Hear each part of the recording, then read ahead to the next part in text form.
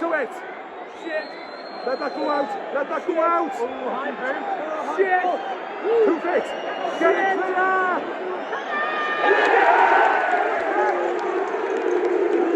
How's he not going? What's the fucking thing flagging for?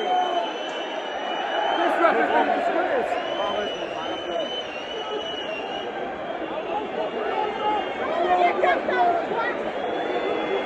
Never easy. Smash on, lads! Come on, ref, blow! Shit! Oh no, come on! Shoot! Come in, ref! Ref!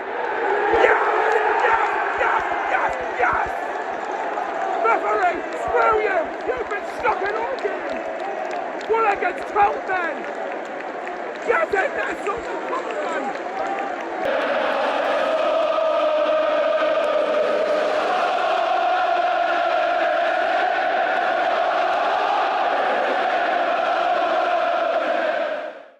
Just to make it absolutely clear, this is a referee who gave us a penalty and sent one of Bournemouth's players off in stoppage time, and I still think he was atrocious. Now, I've only seen it once, so bear in mind if I watch Match of the Day highlights or if I watch the full game back, I might have a different opinion. But as of right now, having just seen it live, the amount Bournemouth got away with in the first half was absolutely ridiculous. There was one occasion where I can't remember if it was Xhaka or Ballard. One of our players appeared to get crunched. Now, maybe I'm looking too much into that. Maybe there wasn't anything in that. But it was a challenge to me that looked worthy of a yellow card.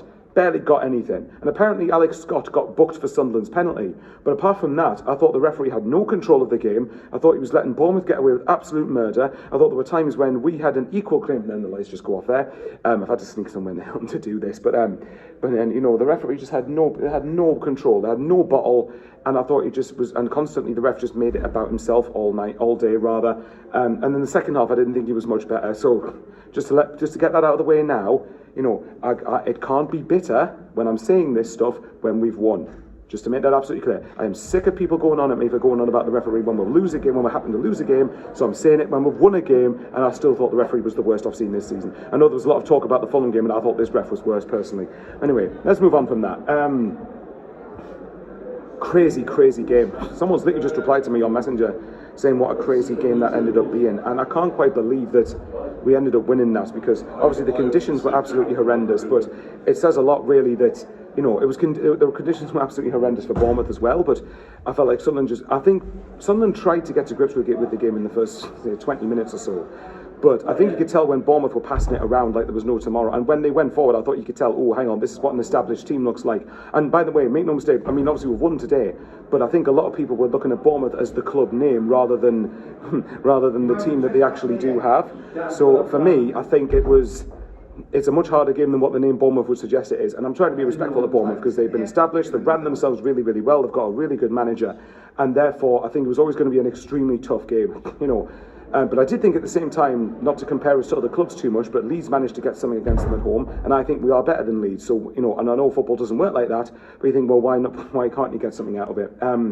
The defending for the first goal I thought was really poor. I thought that Bournemouth got in behind far too easily, although it did come from Mukiele slipping, really. And obviously, and to some extent that is to do with the conditions because they were terrible, but it's the same for both teams.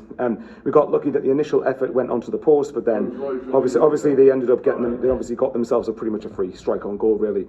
The second one from Tyler Adams, I mean, Jesus, that's one of those freak goals that, you know, ended up being absolutely world class. Unfortunately, happened to be against us, but that's what happens when we go pushing forward and trying to get back into the game and to get a leveller. And then from there, it looked quite some way back. And although personally for me, I think a point today would still have been a good result, and it definitely would have been at 2-2 from 2-0 down, you did obviously think that if we could end up winning the game, it would be massive, especially when we've got Liverpool and Man City away coming up in the next week. The penalty was probably crucial. It was crucial to get into the break 2-1 rather than 2-0 because it's obviously a different sort of team talk. And then obviously Enzo Le Fee steps up and just smashes it home, really. Even Petrovic couldn't, obviously Petrovic went over the right way, but obviously couldn't get a hand to it, really, so it ended up being 2-1, which was crucial, because then at the start of the second half, of course, Traore, who I thought in patches was okay in the first half, but in general I thought he struggled to try and get his man on and take his man on and get the better of him in a general consensus. But having said that, obviously Petrovic might be disappointed to get beaten at the near post, but having said all of that, to get level so quickly into the second half, I thought was really, really encouraging.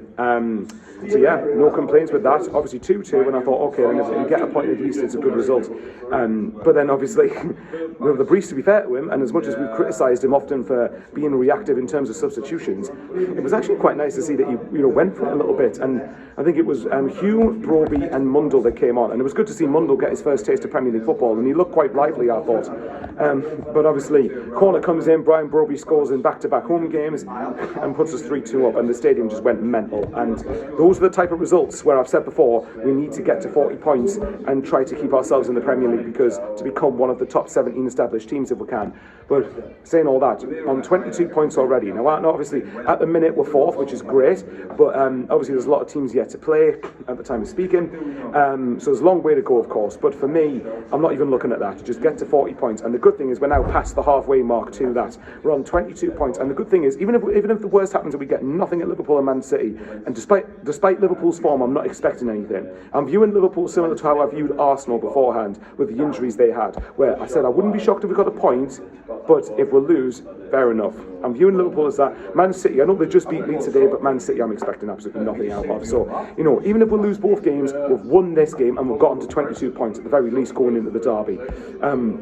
We'll deal with the derby when it comes, but no, I think, but honestly, yes, and then I need to look at what the red card was for in stoppage time, but again, by that point, the ref had just lost complete control of the game, but it was quite hectic, wasn't it? So, but thankfully, at the very least, we ended up coming out of it 3-2 winners, and that's big character building stuff to come from 2-0 down in the Premier League to win 3-2, especially responding after the last week's dismal performance away at Fulham, which just happens, but to respond with a win is very good. Now, obviously, let's just keep going, get to 40 points as quick as possible, and then we'll look up from there if we get to it. But anyway, guys, I will love yous and leave yous. I'm going to be doing, I think I'm doing a Q&A on the Sunderland Echo YouTube channel with James Cotley, a good mate of mine. Go and subscribe to them lot. And then I think obviously the midweek Mackham's coming up soon enough. I think that's on Thursday, with the Liverpool game being on the Wednesday. But I'll leave you and love you and leave yous there, guys. And obviously if you're watching and you're not subbed and you think I've earned it, hit the sub button, share the video around, comment respectfully, like the video, it'll be much appreciated. And yes, we won a crazy game. And yeah, we might not see a better game than that in terms of end-to-end drama all season, but Bournemouth aren't a bad team. That's a very big win, and we're the lads.